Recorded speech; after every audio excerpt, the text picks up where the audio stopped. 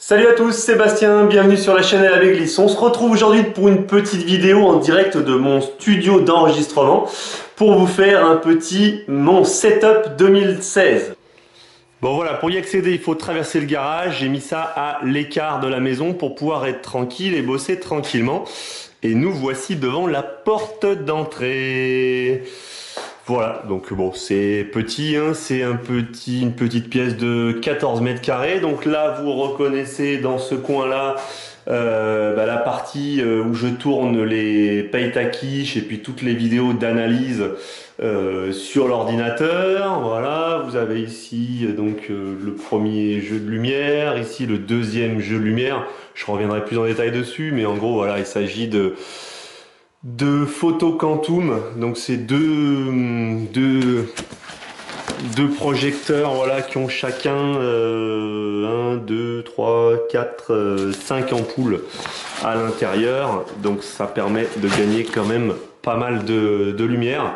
Voilà, je les utilise avec la petite bâche blanche, mais c'est vrai que souvent c'est quand même assez éblouissant. C'est pour ça que vous me voyez sur les vidéos face caméra toujours avec les yeux un peu qui clignotent et petits, parce que c'est vrai que ça éblouit pas mal. Là, vous reconnaissez le coin canapé sur lequel je fais toutes les analyses, le kitesurf en 5 étapes, etc. avec mon petit fond vert. Et puis voilà le petit décor, les petits canapés. Donc là voilà, le canapé, il est tout neuf depuis que j'ai ce studio là, suite aux petites réflexions de vous-même, chers abonnés, en particulier un Stéphane R qui m'avait dit que mon canapé était pourri. Voilà, j'espère que celui-ci te plaît. Tu me l'as jamais dit dans les commentaires, mais j'espère que celui-ci te plaît. Salut Sébastien, bienvenue sur la chaîne et avec Glisse. On se retrouve aujourd'hui pour un tutoriel en 5 étapes, le front loop 5 étapes. Allez, c'est parti. Bon voilà, hein, tu connais maintenant l'envers du décor. Alors j'ai ces deux lumières, là, ces deux spots qui m'en envoient plein la tronche, c'est un petit peu difficile. On continue la visite de mon mini studio par le placard magique. Petit placard magique, voilà, avec les perruques, donc tout le jeu de perruques. Celle-ci, vous l'avez encore pas vue, elle va intervenir dans les futures séries Professeur Bastoun, où on fera de la théorie sur la portance, sur la résistance, sur les forces, etc. Bien entendu, appliquée au milieu du kite. Celle-ci, vous l'avez déjà vue dans le vlog de Noël l'année passée où je vous offrais des cadeaux. Ça, bien entendu, c'est la perruque de Jonas de Palavas, mon petit bonnet de Noël, etc. Juste en dessous, on retrouve donc mon appareil avec lequel je fais pas mal de photos, mais aussi quelques prises de vue. C'est un EOS 7D, voilà, bon, qui a vécu, hein, il a fait un peu le tour du monde, il a fait tous les trips avec moi, je l'ai depuis 7 ans, je pense, et il a pas mal bourlingué. Du coup, l'objectif qui est dessus, c'est pas un super objectif, c'est un Sigma en 70-300 avec 4, 5, 6 ouvertures. Donc pas génial. J'en avais un top à 2,8 d'ouverture, mais il n'a pas résisté au voyage. Là, c'est les 3 dernières GoPro HD 4 Hero, 4 Black qui me restent. Elles sont en vente en ce moment sur le bon coin. J'essaie de m'en débarrasser. Parce que du coup j'ai donc reçu d'autres caméras. Bon là la boîte, je sais pas où elle est, mais j'ai la boîte de la DJI, donc qui est une caméra un peu comme la GoPro. Ils m'ont envoyé ça en test et je l'utilise de temps en temps, donc ça fait aussi partie des caméras que j'utilise. Là vous avez ma Ricoh Theta S qui est la caméra 360, la caméra avec laquelle je fais du 360 en HD. J'ai aussi un autre truc pour faire la 360, je vous le montrerai tout à l'heure, avec les GoPro, mais disons que quand j'ai pas beaucoup de temps, que je veux faire une vidéo 360 rapidement, j'utilise la Ricoh Theta. Une petite barre Air Rush pour les tournages, quand j'ai besoin de faire une démonstration, comment on tient sa barre, etc. Là, ça c'est pas mal, c'est un stabilisateur que j'utilisais avec les GoPro, c'est un Feiyu, donc ça permet en fait, voilà, c'est un bras articulé quand vous déplacez. Eh bien, la caméra est stabilisée. C'est pour ça que je vais le revendre aussi, puisqu'il y a le nouveau drone GoPro qui arrive avec cet ustensile dans le drone, donc on n'a même plus besoin de l'utiliser. En dessous, mon sac à accessoires, je vous les montre pas, mais en gros, il y a tous les accessoires possibles et imaginables GoPro.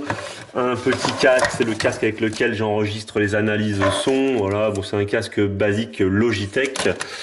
Et là, de nouveau, mon sac photo. Là, c'est mon sac photo de voyage. Voilà, pour l'instant, il n'y a rien dedans. Je vais l'utiliser la semaine prochaine pour mon départ aux États-Unis. En dessous, qu'est-ce qu'on trouve? Un petit marteau, les bibles, les Kitesurf Mag, Kiteboarder, etc. dans lesquels on trouve parfois des articles très très sympas. Les petits disques durs, bien sûr. Ça, c'était une partie de... je sais plus comment on appelle ça, mais on met ça sur la tête, ça fait comme un hélicoptère. C'est pour filmer en 360 autour de soi. Dans celui-ci, un foutoir de câbles, de fixation, etc. Et puis là, tous les câbles, toutes les rallonges, tous les accessoires qui vont servir pour les sessions kite, les rallonges, les chargeurs, les disques durs, les trucs de GoPro pour faire de la vidéo en 3 dimensions, etc. etc. On retrouve ici, elle n'est pas dans le placard parce qu'elle est dans la petite décoration que j'ai mis l'autre jour en arrière-plan, ma nouvelle GoPro Hero 5 dont je vous donnerai des nouvelles. Vous avez la vidéo, là je vous remets en haut le petit lien sur la vidéo de présentation que j'ai faite la semaine dernière. Et puis je vais aller tester ça. D'ailleurs cet après-midi je vais sur l'eau. Voilà, oh là, attention, fermez les yeux, ça pique.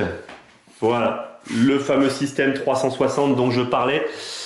Il est là, c'est ça, vous mettez en fait 6 GoPro tout autour et ça vous permet de faire donc de la 360 en 4K. Bon, je l'utilise de moins en moins parce que ça demande un travail au montage, c'est juste de la folie furieuse. Le petit coin bureau, bon mon petit siège, voilà, vous avez l'habitude, hein, salut Sébastien, on est parti pour un nouveau PTQ, on est mardi, jeudi, attention, c'est parti. Voilà, c'est là que ça se tourne. Vous avez ici, donc j'ai, voilà, c'est mon iMac, un vieil iMac en, je sais plus combien, c'est 17 pouces ou 20 pouces, quelque chose comme ça. Voilà, et puis voilà mes 2-3 bougies Ikea qui font joli. Et puis tout ça.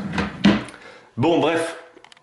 C'est pas le tout, bon, et puis le seul truc que je vous ai pas présenté du coup, vous la voyez en fait là, je vais essayer de faire en sorte que vous la voyez dans l'écran, c'est la caméra en fait avec laquelle je tourne, voilà, la caméra avec laquelle je tourne le plus souvent, donc il s'agit d'une Sony HD, le modèle c'est quoi? Où est-ce que je trouve ça?